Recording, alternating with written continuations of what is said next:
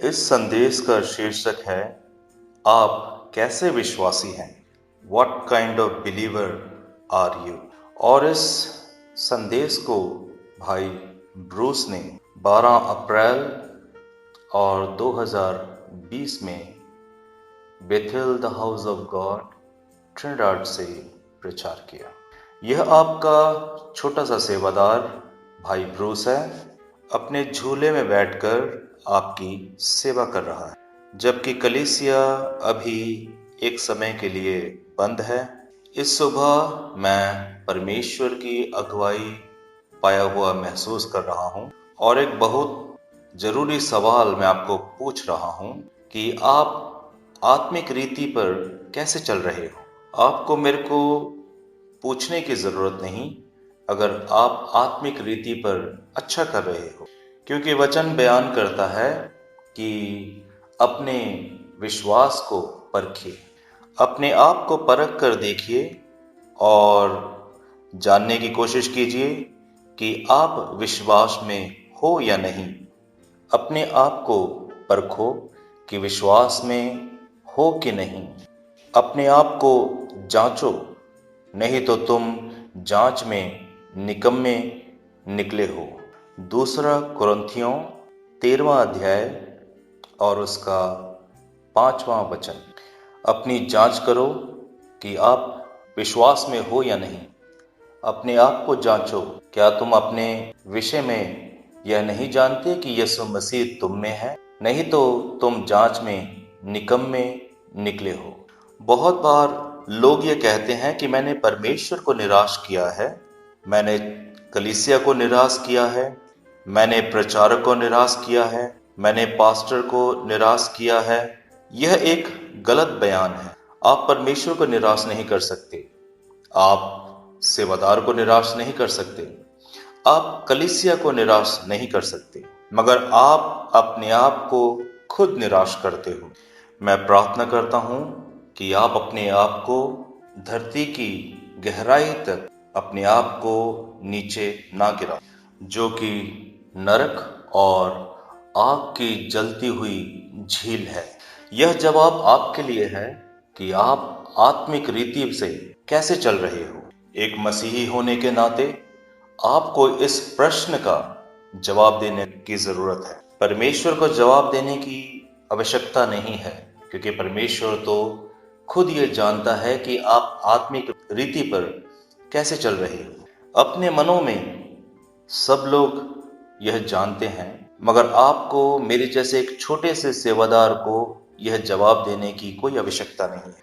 मगर यह सवाल आपके लिए एक निजी तौर पर है, ताकि आप अपने आप की खुद जांच करें और वचनों को पूरा करें और ये देखने की कोशिश करें कि हम नेचा में हैं या नहीं। यह एक बहुत ही महत्वपूर्ण समय है जिसमें हम रह रहे हैं। इस संदेश के द्वारा सब लोग समझते हैं कि यह महामारी लोगों को जगाने के लिए है, एक जगाने वाली बुलाहट है। यह सबको जगाने के लिए है, सारी सरकारों को, सारे देशों को, संयुक्त राज्यों को, सारे पापियों को या संतों को, और मलाकी 4-5-6 के उस महान नबी को ठुकरा कर कुफर बोला है, उनको जगाया नहीं जा सकता। उनके लिए जरूरी है कि वह न्याय के लिए तैयार हो जाएं, और संदेश के पीछे चलने वालों के लिए ये एक जगाने वाली बुलाहट है, वेकअप कॉल। जितने भी लोग खुद को मसीही होने का दावा करते हैं, उनके लिए ये एक जगाने वाली बुलाहट है। उससे भी बढ़कर उन लोगों के लिए जो ये दावा कर रहे हैं कि वह सच्चाई के पीछे चल रहे हैं और यह समझते हैं कि वह दूसरों से बेहतर है। हालांकि हमारे पास सच्चाई है, मगर हमारे पास किसी चीज की कमी है जो बहुत ही महान है। यही वो एक इकलौती चीज है जो हमें स्वर्गरोहन में लेकर जाएगी, जिसे दुल्हन की भाषा में टोकन पवित्र आत्मा का फिर से बहाया जाना, और परमेश्वर सजा के द्वारा, हौसला अफजाई करने के द्वारा और वचन के द्वारा मदद करने की परमेश्वर सबसे बढ़िया कोशिश कर रहा है, ताकि लोग पवित्र आत्मा के बपतिस्मे को पाने के लिए तैयार हो जाएं। यह महामारी जो होकर गुजर रही है, एक और चीज प्रकट हुई है, वो ये है कि दुल्हन प्लेन संदेश में इकट्ठी नहीं हुई है, ना ही बेथेल परमेश्वर के घर में इकट्ठी हुई है, ना ही किसी और जगह पर। हम अभी गोशेन में नहीं हैं, जो कि मिस्र का नमूना था।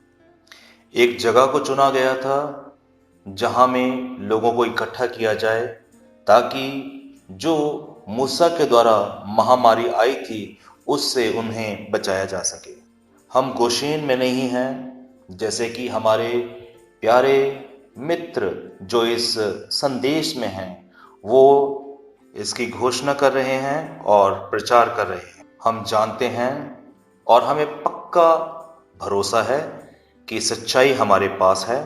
परमेश्वर ने अपना प्रकाशन हम में से बहुतों के ऊपर प्रकट किया है, चाहे कि कई लोग हमारे बीच में पीछे रह रहे हैं। वह हमारे प्रति बहुत ही भला और बहुत ही अद्भुत रहा है।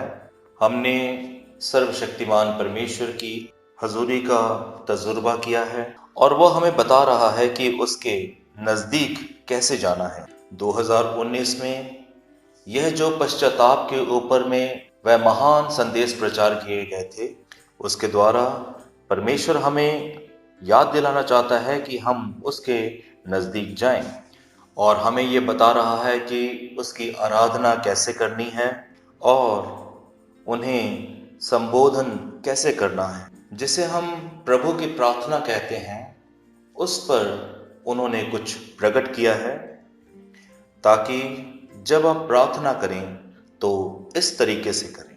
और यह एक अलग रोशनी में आ रहा है और यह प्रभु के लोगों को एक समझ देगा जो उसकी आज्ञाकारी करेंगे। हमें आज्ञाकारी करनी चाहिए। जबकि कलीसिया के दरवाजे बंद हो चुके हैं, हमने अपनी सुरक्षा के लिए दरवाजों को बंद किया है, और सरकार ने बहुत ही अच्छा फैसला लिया है। हम उनके साथ थोड़ा सा भी नाराज नहीं हैं। यह प्रभु का ही काम है। परमेश्वर ने हमें 32वीं बार मोहरों का प्रचार करने का मौका दिया है और महान प्रकाशन विश्वासी लोगों को प्रचार किया गया। यह संदेश यहाँ के लोगों के लिए है और विदेश में रहने वाले संतों के लिए है, चाहे वह कहीं भी हैं, यहाँ तक कि दूसरे धर्मों के लिए भी है और टोकन पर विश्वास करने वाले लोगों के लिए है। मैं आप सबका ध्यान इस संदेश की ओर लाना चाहता हूँ। परमेश्वर हमें ऊंचाइयों की ऊंचाई और गहराइयों की गहराई तक जगाने की कोशिश कर रहा है। महान प्रकाशन हमें अब ध्यान देना ही पड़ेगा। मैं कहना चाहता हूँ कि वहाँ 3 प्रकार के विश्वासी हैं। मेरा ये सवाल उन सब के लिए है जो मेरी इस आवाज को सुनेंगे, जो बेथेल से, करीबियन देशों से, भारत से, अफ्रीका से और संसार के और बाकी हिस्सों से हैं। विश्वासी या गैर विश्वासी लोग। मैं यह एक नम्र सवाल पूछता हूँ। मलाकी 4 ने कहा और उन्होंने 3 प्रकार के विश्वासियों के बारे में संदेश प्रचार किया। मैं आपको पूछना चाहता हूँ कि आप किस तरह के विश्वासी हो? क्या आप सच्चे विश्वासी हैं? क्या आप बनावटी विश्वासी हैं? या फिर क्या आप अविश्वासी हैं? समय ही इसके बारे में बताएगा। और टोकन जो कि पवित्र आत्मा का बहाया जाना है, वह आ रहा है और वो ही इसे चमक या रोशनी के द्वारा इसे प्रकट करेगा। बहुत सारे लोग रैप्चर में जाएंगे और बहुत सारे कलेश काल में जाएंगे। आप खुद ही अपने आप की जांच करके अपने आप को इस सवाल का जवाब दें। मैं आशा करता हूँ, मैं भरोसा करता हूँ और मैं प्रार्थना करता हूँ और मेरी ये इच्छा है, और पिछले 53 सालों से मैंने मेहनत की है इस आस के साथ कि सारे ही सच्चे विश्वासी हैं और सारे ही रैप्चर में जाएंगे। मैं उनके लिए प्रार्थना करता हूँ जिन्होंने चाहे कलेश काल में जाने को चुन लिया है, वह भी परमेश्वर के बच्चे हैं। अविश्वासियों ने अपना चुनाव खुद करना है। संसार में आज हमारे पास करोड़ों ही करोड़ लोग हैं जो अविश्वासी हैं। उनमें से बहुतों ने पवित्र आत्मा के विरोध में कुफर बोला है, जिसकी कोई माफी नहीं है। यहाँ 3 प्रकार के विश्वासी हैं और सबके लिए इस प्रश्न का उत्तर दिया जाना जरूरी है, और वह खुद चुनेंगे कि वह किस तरह का विश्वासी होना चाहते हैं। परमेश्वर ने उनको एक महान चुनाव दिया है। होने पाए कि स्वर्गीय पिता ही हमारी मदद करे कि हम एक सही चुनाव कर सकें। क्या मैं यहाँ रुकूं जबकि मैं अपने इलेक्ट्रॉनिक फोन पर प्रचार कर रहा हूँ, ताकि मैं कुछ और बोलूं, विश्वासी और उनके फलों को दिखाऊं, और बनावटी विश्वासी और उनके फलों को दिखाऊं, और अविश्वासी तो पहले ही मलाकी 4 के नबी विलियम ब्रैनम के संदेश, अंत समय के मसा किए हुए संदेश में घोषित किए गए हैं, और परमेश्वर के महान जन भाई रॉबर्ट लंबर्ट के द्वारा घोषित किए गए हैं। मैं यहाँ रुकूंगा और अपने संदेश को छोटा करूंगा और एक और लेख लूंगा जो इन 3 प्रकार के विश्वासियों को प्रकट करें। सर्वशक्तिमान परमेश्वर की बरकतें आप पर हो। आमीन। मैं ये घोषणा करता हूँ कि इस महामारी को परमेश्वर ने ही भेजा है। वह जो चाहे इसे कहें, हम उनका खंडन या विरोध नहीं करते। मैं किसी भी मसीही को कायल किए बगैर परमेश्वर के वचन और नबी के संदेशों के द्वारा इस तथ्य की घोषणा करता हूँ। चीजें दिखी थी और दिख रही हैं और जीवते परमेश्वर की परीक्षाओं के द्वारा नजर आती रहेंगी। यह महामारी जो गुजर रही है, हर कहीं मसीहियों को जगाने के लिए है, और जो चुने हुए हैं, चाहे वह अंधेरी काल कोठरी में हो, परमेश्वर उनको खींच रहा है ताकि वह प्रकट करें कि वह क्या है। क्या इस महामारी के द्वारा सब कुछ हो जाएगा? मैं कह नहीं सकता। यह बहुत ही नजदीक लगता है। मैं विश्वास करता हूं कि परमेश्वर बहुत लंबे समय से इस पवित्र आत्मा के बहाए जाने को भेजना चाहता है।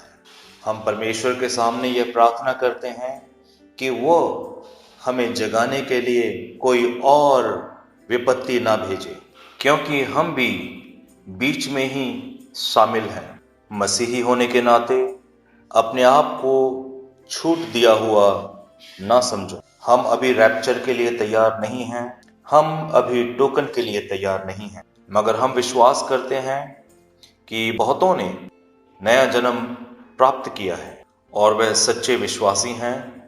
मैं किसी को भी दोषी भावना के नीचे नहीं ला रहा हूं, मगर मैं ऐसी जगह आया हूं जहां मैं कुछ तथ्यों को बताऊंगा ताकि लोग अपनी जांच कर सकें। इस 12 अप्रैल को रविवार की सुबह, जबकि हम सियोन के गीत दोबारा बजा रहे हैं, जिनको हमने विश्वास के द्वारा पूरे दिल से गाया है, और मैंने इसे बैकग्राउंड में पीछे लगाया हुआ है ताकि ये आपको याद दिलाए कि आप बेथेल में कई सालों से बैठे हुए हो और सेवादारों को सुना है और लाइव प्रीचिंग को सुना है, और आपको कुछ बेहतर पता होना चाहिए, और आपको चीज़ों से बहुत अच्छी तरह से जागृत किया गया है।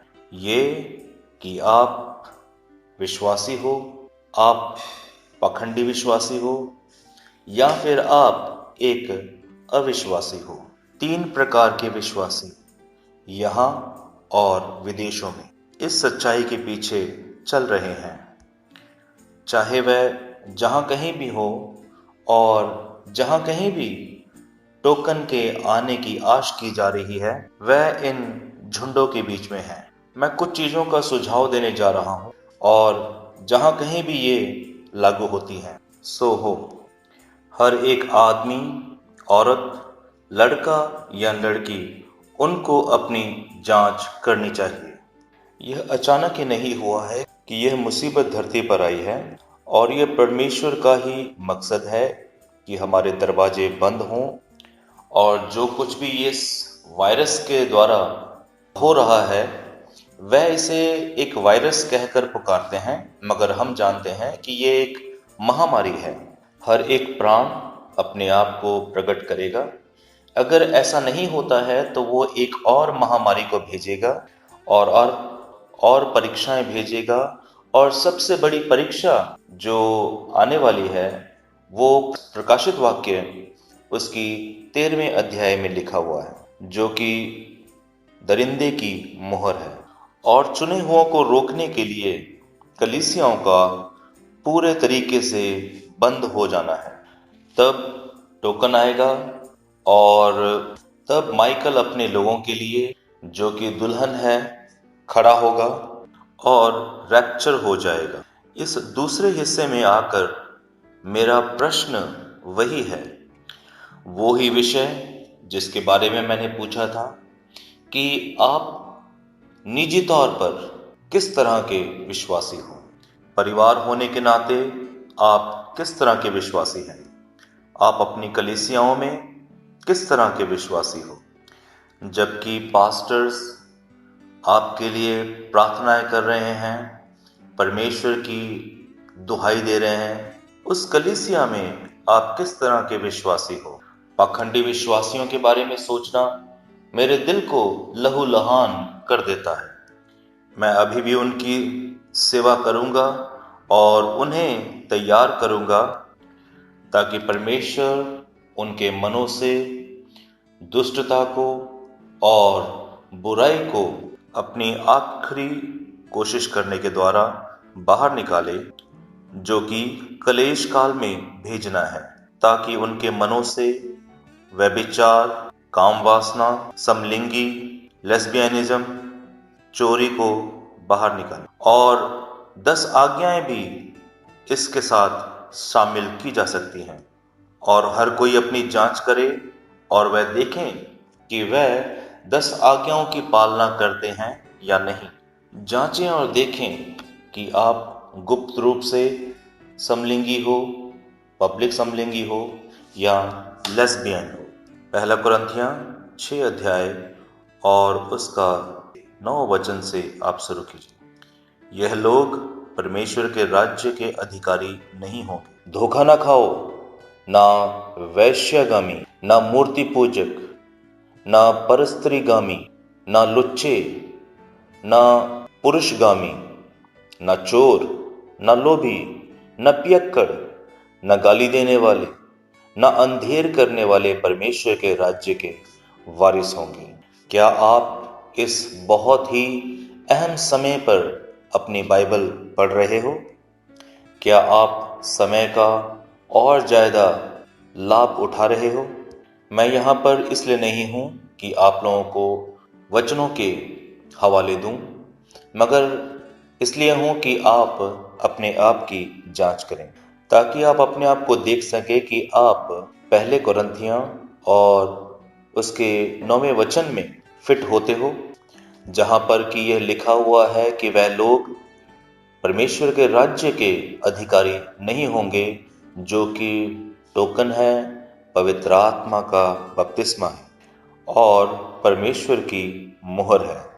क्या आप वह विश्वासी हो जो परमेश्वर की सेवा महान तरीके से करना चाहता है, जैसे वो कर सकता है, जबकि परमेश्वर हमें जीत की ओर ले जा रहा है? क्या विश्वासी होने के नाते आप इस समय का इस्तेमाल कर रहे हो?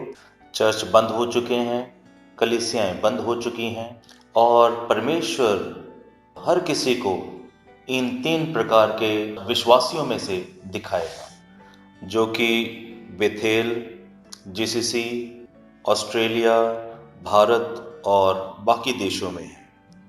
क्या आप इस तरह सोच रहे हो कि कलीसियाएं फिर दोबारा खुल जाएंगी? मैं नहीं जानता कि आप कलीसिया में उसी तरीके से बैठें और उसी तरीके से परमेश्वर की सेवा करें जैसे आप कर रहे थे, या फिर आप वचनों की उन बड़ी उदाहरण को देखोगे, या जो कुछ आप आज सुन रहे हो, या जो कुछ भी टेलीग्राम में डाला गया, आप उनके द्वारा खींचे जा रहे हो। क्या आप वैसे ही जारी रखना चाहते हो? एक विश्वासी होने के नाते मुझे आप पर भरोसा है कि आप लोगों ने सही फलों को पैदा किया है और अभी भी जोर लगा रहे हो। मगर ये जो महामारी गुजर रही है और कलीसियाओं के दरवाजे बंद हो चुके हैं, यह दर्शाएगी कि आप विश्वासी हो या पखंडी विश्वासी। क्या आप अभी भी वैसे चल रहे हो जैसे पहले चला करते थे? गंदा जीवन जीने के दोषी, नफरत करने के दोषी, अपने पति के ऊपर राज करने के दोषी, शारीरिक काम वासनाओं को पूरा करना, किसी और के बेडरूम में जाना, किसी और आदमी के साथ कपड़े उतारने, लिखतों के बाहर होकर संगति करना जिनके साथ आपको संगति नहीं करनी चाहिए थी। अलग होने के कई संदेश हमें प्रचार किए गए हैं और उनमें बताया गया है कि हमें किस प्रकार के लोगों के साथ संगति नहीं करनी चाहिए। क्या आप उन्हें भूल गए? क्या आप इसके बारे में कोई परवाह नहीं करते? मैं आपको दोषी नहीं ठहरा रहा हूं, मगर ये एक बहुत बुरा संकेत है। जैसे कि हमारे भाई सुखदेव ने आज सुबह सारे संसार के लिए जो अपने आप को मसीह कहलाते हैं उनके लिए प्रार्थना करनी शुरू की है। होने पाए कि परमेश्वर उनकी प्रार्थनाओं का जवाब दे। क्या पखंडी विश्वासी होने के बावजूद भी क्या आपके पास में एक सच्चा विश्वासी होने का मन है, या फिर अभी भी आप अविश्वासी बने रहना चाहते हो?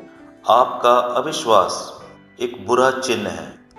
आप अपने शारीरिक कामना के द्वारा, अपने पति के ऊपर राज करने के द्वारा आप अविश्वासी बन गए। और जब आपके बच्चे सेवादारों से बात करने की कोशिश करते हैं तो आप उन्हें बेरहमी से मारते हो जब तक कि उनके मुंह से खून ना निकल जाए।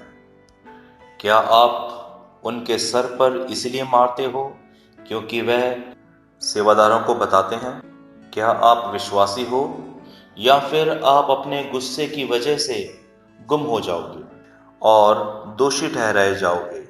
जिस चीज ने यह दिखाया है कि आप अपने माँ बाप की तरह गुम हो जाओगे, यहाँ तक कि जिस चीज ने यह दिखाया है कि आपके माँ बाप की तरह आपके अंदर भी अविश्वास है, जबकि सारा दिन आप मसीही होने का और मसीह की सेवा करने का दावा करते रहे। आपका क्या हिस्सा है? आप कौन हो? विश्वासी या एक बनावटी विश्वासी, या फिर अविश्वासी? फैसला करो और इस सवाल का जवाब अपने लिए दो, ना कि मेरे लिए। आपको अपनी जांच खुद करनी चाहिए और यह देखना चाहिए कि आप विश्वास में हो या नहीं। क्या आप अभी भी एक चोर हो? क्या आप अभी भी अपनी पत्नी को सता रहे हो, उसकी निंदा कर रहे हो, उसको चर्च आने के लिए रोक रहे हो? आपका अपने पति को सताना और अपने पति को घर छोड़ने के लिए मजबूर करना ताकि वो कहीं और जाए और कहीं और रहे और उसे किसी और औरत के साथ जाने के खतरे में डाल देना, क्योंकि आपने पहला कुरिन्थियों का 7वां अध्याय पूरा नहीं किया। मैं आपसे भीख नहीं मांग रहा हूं, अपने कामों को जारी रखो और अपने आप को प्रकट करो। मैं कई सालों से पूरे संसार भर में कईयों के साथ उनको दुहाई दे रहा हूँ, जो आपने चुना है वो आपका अपना ही ढंग और अपना ही तरीका है। क्या आप एक विश्वासी हो? इस युग में हमें अपने आप को प्रकट करना चाहिए। परमेश्वर ने ही इस महामारी को भेजा है।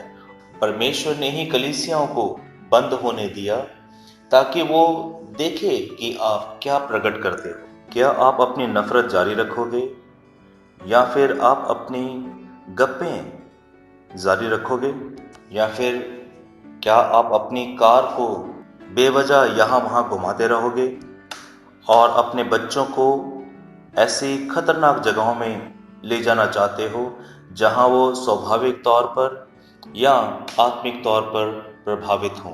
ये चुनाव आपका है, कोई भी आपसे भीख नहीं मांग रहा है। परमेश्वर ने दखल दिया है, GOD ने दखल दिया है। हालांकि प्रचारक अभी प्रचार करने की कोशिश कर रहे हैं, मगर यहाँ परमेश्वर अब प्रचार कर रहा है। परमेश्वर परीक्षा ले रहा है। परमेश्वर कलीसियाओं को बंद करने के द्वारा यह कर रहा है ताकि देखे कि आप कौन सा रास्ता अपनाते। क्या आप अपनी निजी सभाएं करने जा रहे हो? अगर करने जा रहे हो तो उसके लिए एक दिन चुन सकते हो। बेथेल के द्वारा निजी सभाओं के लिए चुना हुआ दिन तो शुक्रवार का दिन है। कोई आपकी मदद नहीं करने जा रहा है। आपके पास में जो टेप्स हैं उनका इस्तेमाल कीजिए, अपनी प्रार्थना करें। जो भी आप इस्तेमाल करना चाहते हैं कर लें, जैसा भी आप करना चाहते हैं करें। अकेले या इकट्ठे होकर प्रार्थना करना चाहते हैं। आप एक आदमी हो। अगर आपके घर में कोई आदमी नहीं है और आप वह अकेली औरत हैं जो घर को चला रही है, मैं बेथेल परमेश्वर का घर ट्रिनिडाड के लिए शुक्रवार को 7 बजे से लेकर के 9 बजे की घोषणा करता हूँ। प्रार्थना करें, उपवास करें, परमेश्वर के चेहरे को ढूंढें जैसे आज तक आपने कभी ना ढूंढा। मैं आपको अकेले छोड़कर उसके हवाले करता हूँ जो आपके घर में मदद कर सकता है। मैं आपको अकेला छोड़ रहा हूँ। अगर आपकी अपनी निजी प्रार्थना करने की कामना है, जैसे कि हम 1990 में किया करते थे, तो आप अपना मार्ग चुन सकते हैं। हम बुधवार को और रविवार को आपकी मदद किया करेंगे। मैं विदेश में रहने वाले लोगों के लिए बोल रहा हूँ। मेरे प्रियो, मैं आपको बोल रहा हूँ, आपके पास में वो सब कुछ हो सकता है जिसे हम आपके साथ में बांट रहे हैं। आप सुन सकते हो। अगर आप चाहें तो आप अपनी निजी सभा कर सकते हैं और इसके लिए आप कोई भी एक दिन उसके अलावा चुन सकते हो। ये एक थोड़ी सी ही जांच पड़ताल है। क्या आप किसी और औरत के साथ रह रहे हो? क्या आप किसी और की पत्नी की लालसा कर रहे हो? क्या आप किसी और आदमी के साथ रह रहे हो? आप बिल्कुल वहां पर फिट बैठोगे जहां पहला कुरिन्थियां 6 और उसका 9वां अध्याय जांच कर रहा है। रोमियो पहला अध्याय उसकी 18 से लेकर के 32 वचनों द्वारा आप जांचे जाओगे। आप परमेश्वर के वचन के पहला कुरिन्थियों और दूसरा कुरिन्थियों के द्वारा जांचे जाओगे। हो सकता है कि आप अपने घर में बाइबल को पढ़ रहे होंगे और इन महान संदेशों के द्वारा अपनी जांच कर रहे हो। क्या आप उन वचनों को पूरा कर रहे हो? उनको याद रखो। मैं इस जांच पड़ताल के संदेशों को प्रचार करने से थक गया हूँ, मगर आप कई सालों से और कई दशकों से और मेरे जीवन के कई सालों के प्रचार के द्वारा सिखाए हुए लोग हो। क्या आप अभी बदलोगे? जब परमेश्वर ने खुद प्रचार करना शुरू कर दिया है, परमेश्वर होने के नाते उसने दखल दिया है। जैसे कि उसने आपको बिना बताए ही आपको ठीक करने के लिए स्थान लिया है। और वह आपको चेतावनी दे रहा है कि यह वह ही है जिसने इस महामारी को भेजा है। हम तो नासमझ लोग थे और हम इसके बारे में कुछ भी नहीं जानते थे। फिर भी परमेश्वर ने ही ये हम पर प्रकट किया है कि ये एक जगाने वाली बुलाहट है। परमेश्वर बोला है, मुझे जरूर ही उसकी आज्ञाकारी करनी चाहिए, मुझे अपने परमेश्वर की आराधना करनी चाहिए। और यहाँ एक और संदेश आ रहा है कि प्रार्थना कैसे करनी चाहिए। यीशु खुद इसे सिखा रहा है। हम जरूर इसकी आज्ञाकारी करें। हमें अपने दिमाग को सख्ती के साथ इस पर केंद्रित करना चाहिए कि परमेश्वर कौन है और हमें उसका सम्मान कैसे करना चाहिए और हमें कैसे प्रार्थना करनी चाहिए और हमें क्या बोलना चाहिए। परमेश्वर ने ही इसे याद दिलाया है। महान सवाल वही है कि आप कौन हैं। अगर आप विश्वास करते हो कि आप परमेश्वर के पुत्र हो तो आप इसे विश्वास करते चले जाएं, मगर आपको पश्चाताप करना जरूरी है। मसीही लोगों, आपको परमेश्वर के आगे प्रार्थना करने से पहले अपने पापों के लिए पश्चाताप करना चाहिए जो संसार भर में हो। अगर आपने पहले ही मत्ती और उसका 12वां अध्याय, इब्रानिया उसका 6 अध्याय, इब्रानिया उसका 10 अध्याय को पूरा कर चुके हो, अगर पवित्र आत्मा के विरोध कुफर नहीं बोल चुके हो तो क्या आप उसे पहले ही पूरा कर चुके हो? हालांकि मैं इसे पहले ही जानता हूँ, मगर इस संदेश के ऊपर मैं उसे बोल नहीं सकता। हम आपके प्राणों के लिए दुहाई दे रहे हैं। परमेश्वर के सेवादार की आवाज़ सुनो, जिसने अपने घर को छोड़ने के लिए समय निकाला और लॉकडाउन से बाहर निकले और बेथेल आकर लोगों की दुहाई को सुने और बहादुरी के साथ उन लोगों के लिए प्रार्थना करें। क्या यह आपको पखंडी विश्वासी से एक सच्चे विश्वासी में बदल देगा? क्या यह आपको अविश्वासी होने के नाते आपको बदल करके और परमेश्वर के आगे झुकाएगा? पापियों, क्या आप यीशु मसीह के नाम में बपतिस्मा लोगे? हाँ। क्या आप अपनी संस्थाओं में से बाहर निकलोगे? क्या आप नम्र होके परमेश्वर के नबी मलाकी 4 के एलिया विलियम मैरियन ब्रैनम को ग्रहण करोगे? हमने ऐसा किया है और हम इसके लिए खुश हैं। क्या आप विश्वास करोगे कि परमेश्वर ने प्रकाशित वाक्य 10:1 की नुमाइंदगी करने के लिए भाई रॉबर्ट ली लंबर्ट को भेजा? अगर आप ऐसा नहीं कर रहे हो तो अपने आप को जहां चाहो वहां रखो, चाहे एक विश्वासी, चाहे एक अविश्वासी, पखंडी विश्वासी या फिर एक अविश्वासी के नाते। हम ये घोषणा करते हैं कि हम विलियम ब्रैनम और रॉबर्ट ले लंबर्ट के संदेश के विश्वासी हैं और हम उस सारे का विश्वास करते हैं जो परमेश्वर आज अपने सेवादारों के द्वारा प्रचार कर रहा है। और हम विजयी होंगे और हम टोकन को हासिल करेंगे। यह एक जगाने वाली बुलाहट है, वेकअप कॉल है और हमें सर्वशक्तिमान परमेश्वर के द्वारा भेजे हुए जगाने वाली बुलाहट को मानना चाहिए। हम नाटक नहीं कर सकते कि हम बहुत अच्छे हैं और ये दिखावा करने की कोशिश करें कि हम टोकन के लिए तैयार हैं। यह विश्वास करना बहुत अच्छा है कि आपका जन्म नए सिरे से हुआ है। विश्वास के द्वारा इसका अंगीकार कीजिए और इस विश्वास का अंगीकार करना एक बहुत महान चीज़ है कि आप टोकन को हासिल करोगे।